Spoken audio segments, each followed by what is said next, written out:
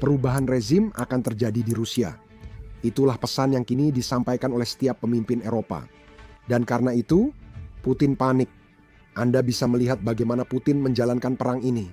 Rusia kehabisan uang, dan mungkin segera kehabisan makanan. Itu bisa memicu kerusuhan kelaparan seperti di Uni Soviet. Sekarang, seolah-olah ini belum cukup buruk. Situasi kekurangan bahan bakar di Rusia membuatnya semakin parah. Situasinya begitu tak terkendali, hingga media Rusia pun kini melaporkannya. Sebuah artikel mengejutkan dari sebuah situs web Rusia baru saja dirilis beberapa jam yang lalu, di mana mereka secara terbuka menyatakan bahwa sekitar 40% kilang minyak Rusia tidak beroperasi. Semua ini berkat sanksi Ukraina alias serangan drone. Jika Putin tak bisa jual minyak, dia tak punya dana melanjutkan perang ini. Itu berarti dia akan melakukan apa yang selalu dia lakukan, mencuri uang dari para oligarki dan warga Rusia. Jadi di video ini mari kita bahas semua itu dan lebih banyak lagi, dimulai tentu saja dengan pembicaraan tentang pergantian rezim sekarang. Ini sangat mencurigakan, setidaknya bagi saya, bahwa dalam 3 hari terakhir, beberapa pemimpin Eropa yang berbeda telah menyampaikan pesan yang serupa. Mari kita dengarkan yang pertama dari Wakil Perdana Menteri Polandia. Memulai perang ini dengan asumsi yang terlalu optimis. Dia pikir dia nak melakukan kudeta di Kiev, bahwa itu hanya akan memakan waktu 3 hari dan bahwa rakyat Ukraina akan menyambutnya dengan tangan terbuka. Mereka hanya orang Rusia yang tersesat dan semua asumsi itu salah. Dan dia terjebak dalam perang yang menghancurkan masa depan Rusia yang sudah menelan korban 1 juta orang tewas dan terluka. Masalahnya dia tak mampu mengakui kesalahannya pada diri sendiri atau rakyat Rusia. Perang kolonial biasanya berlangsung sekitar 1 dekade. Perang itu baru berakhir ketika agresor menyadari bahwa dia tidak bisa menang. Dan biasanya perang itu diakhiri oleh tim yang berbeda dari yang memulainya. Wah, itu berarti Anda berbicara tentang kemungkinan bertahun-tahun lagi. Maksud saya tergantung apakah Anda mulai pada tahun 2014 atau 2022. Dan Anda menyebutkan kemungkinan pergantian rezim di Rusia? Ya, kalau Anda melihat sejarah Rusia, Rusia sudah kalah banyak perang. Perang Crimea, perang Rusia-Jepang.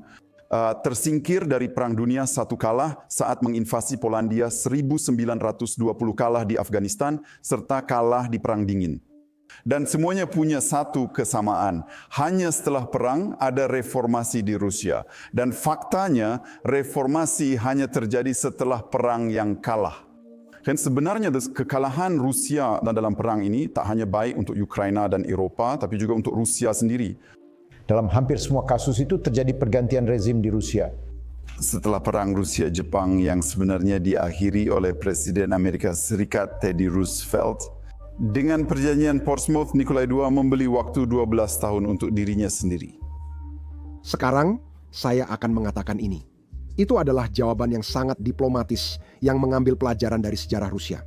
Presiden Zelensky, sebaliknya, tidak berusaha bersikap sediplomatis itu. Dia mengeluarkan pernyataan yang lugas.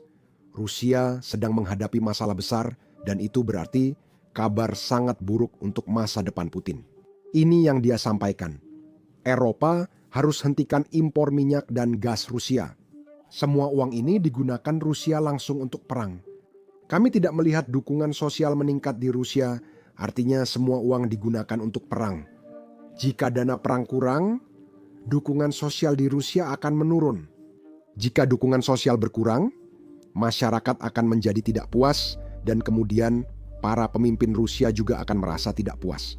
Sejarah menunjukkan bahwa Rusia selalu berubah setelah kerusuhan akibat kelaparan, dan itulah yang mereka takuti. Lihatlah grafik di layar Anda ini. Sekarang, saya ingin menunjukkan sesuatu. Pendapatan minyak dan gas selama 3 tahun terakhir bukanlah angka resmi. Itu karena Putin membuatnya ilegal bagi lembaga-lembaga Rusia untuk mempublikasikan angka-angka tersebut. Angka-angka tersebut tampaknya menjadi rahasia negara sejak invasi ke Ukraina dimulai. Sebelumnya, entah kenapa itu bukan rahasia negara. Namun, angka ini berdasarkan perkiraan ahli, sehingga memberi gambaran cukup jelas tentang apa yang terjadi. Dan berdasarkan perkiraan ini, seperti yang bisa Anda lihat, selisih antara pengeluaran militer Rusia dan pendapatan minyaknya terus bertambah dan semakin besar. Saya tahu ada banyak alasan, tapi Yang utama adalah sanksi Ukraina terhadap kilang minyak Rusia. Sanksi-sanksi itu terus bertambah setiap hari dan kita akan membahas angka pastinya sebentar lagi karena memang sangat mengejutkan.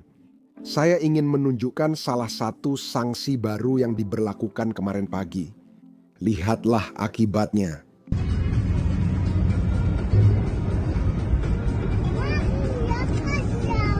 Kilang minyak yang terkena serangan ini sangat penting karena beberapa alasan. Pertama, ini kilang minyak terbesar kelima di Rusia, memurnikan sekitar 30.000 barel per hari. Artinya 15 juta ton per tahun atau 5% dari total kapasitas penyulingan Rusia. Dan sekarang kilang minyak ini terbakar seperti rokok. Sebagian besar kapasitas penyulingan itu akan tidak beroperasi selama berminggu-minggu, mungkin berbulan-bulan. Alasan lain ini mengejutkan, terutama bagi Putin, karena kilang minyak ini terletak di Rusia Utara. Dan ini adalah kilang minyak terbesar yang belum pernah diserang oleh Ukraina sampai kemarin. Kini setelah serangan ini, Ukraina telah menyerang 5 kilang minyak terbesar Rusia. Kilang ini sudah mencakup lebih dari 25% kapasitas penyulingan Rusia, jumlah yang sangat besar. Tapi masalahnya tidak berhenti di situ. Mari kita perbesar sedikit dan lihat semua kilang yang telah diserang. Alasan saya ingin melakukan itu adalah karena media Rusia sebenarnya melakukan hal ini dan melaporkannya. Menurut Kramatorsk, yang merupakan nama media Rusia yang saya yakin saya salah ucapkan. Tapi menurut analisis mereka sedang terjadi krisis kilang di Rusia. 38% kapasitas Rusia sekarang tidak beroperasi.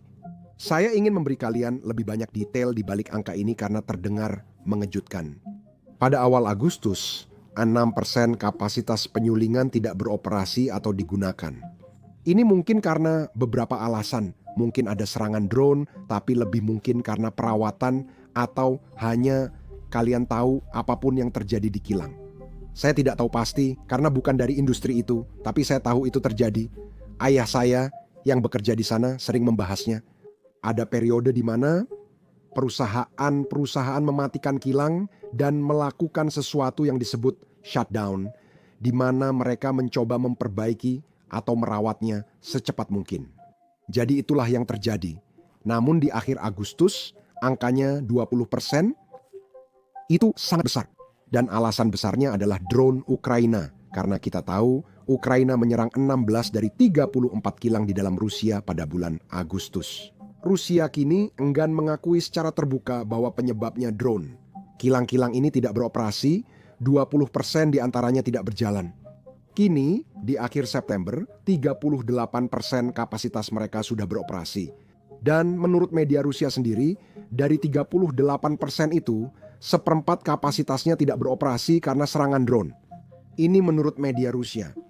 Mereka punya kebiasaan membuat segalanya terlihat lebih indah daripada kenyataannya di Rusia, karena semua yang mereka katakan harus disetujui oleh Kremlin. Jika membuat Kremlin marah, perusahaannya bisa ditutup.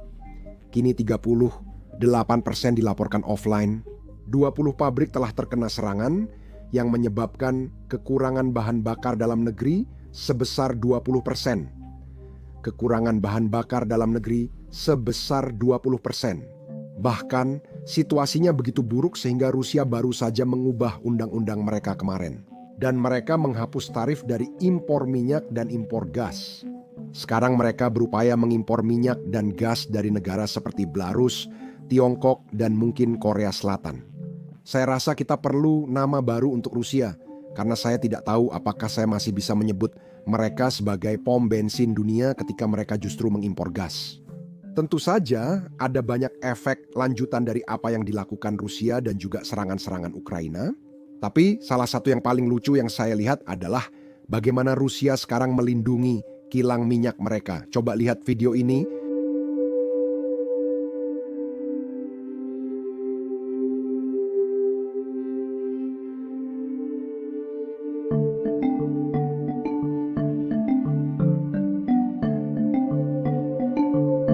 Kalian ingat kandang pelindung dari awal perang ini saat Rusia mencoba melindungi tank mereka dari drone Ukraina.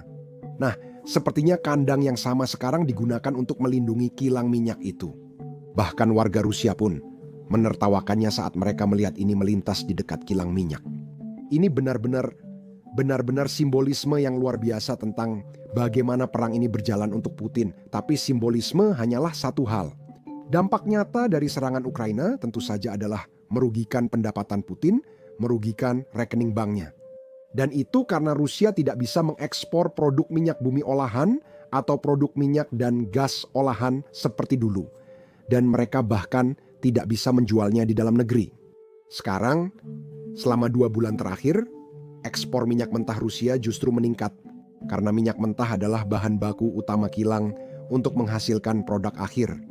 Karena kilang Rusia tidak beroperasi, Rusia kini punya lebih banyak pasokan untuk diekspor ke negara lain. Tapi masalahnya, margin keuntungan dari minyak mentah jauh lebih rendah dibandingkan margin keuntungan dari produk olahan minyak mentah. Itu berarti serangan-serangan ini tidak hanya merugikan pendapatan Rusia, yang itu satu hal. Mereka juga mengurangi keuntungan Rusia dari industri minyak, yang merupakan masalah lebih besar. Dan tentu saja kita tidak tahu angka pastinya karena menurut Putin, itu adalah rahasia negara. Tapi kita bisa melihat bahwa situasinya tahun ini lebih buruk dibandingkan 2 tahun terakhir karena seberapa banyak pemerintah Rusia meminjam uang. Itu adalah sesuatu yang bersifat publik. Jadi mari kita lihat itu. Di layar Anda terdapat grafik jumlah pinjaman pemerintah Rusia tiap tahun sejak invasi dimulai. Atau sebaiknya saya menyebutnya operasi militer khusus. Anda bisa lihat tahun 2025 mulai meningkat pesat. Mereka meminjam lebih banyak di 2025 dan masih ada 1 kuartal tersisa. Seiring serangan Ukraina yang semakin intens, pemerintah Rusia akan harus meminjam lebih banyak uang lagi. Bahkan hari ini, mereka menjual obligasi senilai 230 miliar rubel yang setara dengan sekitar 3 juta dolar. Sebenarnya tidak banyak. Beberapa hari ke depan mereka harus pinjam lebih banyak uang lagi. Pertanyaannya, siapa sebenarnya pembeli obligasi Rusia? Apalagi dengan kondisi perang yang sedang berlangsung seperti ini dan terutama dengan situasi Putin saat ini. Itu bukan investor asing, bahkan bukan warga Rusia. Ini adalah bank milik negara di Rusia yang dipaksa untuk membeli obligasi bank Rusia.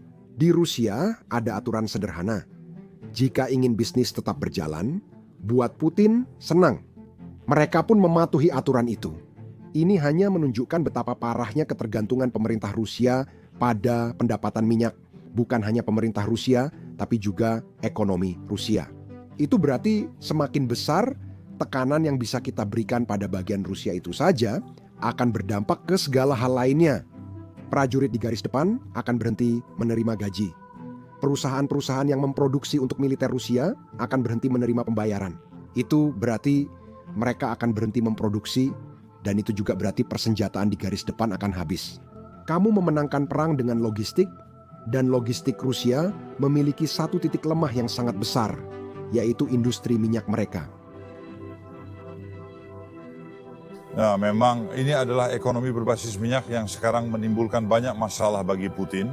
Karena Ukraina berhasil menyerang beberapa kilang minyak utama Rusia dengan drone. Dan itu sekarang berdampak besar pada ekonomi Rusia. Antrean di stasiun pengisian bahan bakar umum sekarang terlihat jelas. Jika di Amerika Serikat mungkin sudah terjadi revolusi. Jika Anda gagal mengisi bahan bakar, peristiwa tahun 7076 bisa terulang. Tapi di Rusia sejauh ini mereka masih bisa mengatasinya. Maaf. Tidak bermaksud memotong pembicaraan Anda di rumah saat air panas. YouTube baru saja membuat pengumuman yang mengejutkan. Mereka membayar kreator sebesar 64 juta dolar per hari. Kenapa? Karena YouTube tidak memiliki cukup kreator. Karena itu, kamu melihat video di beranda dengan penonton kurang dari 1.000 seperti ini. Tentu saja, bukan berarti semua orang harus membuat channel.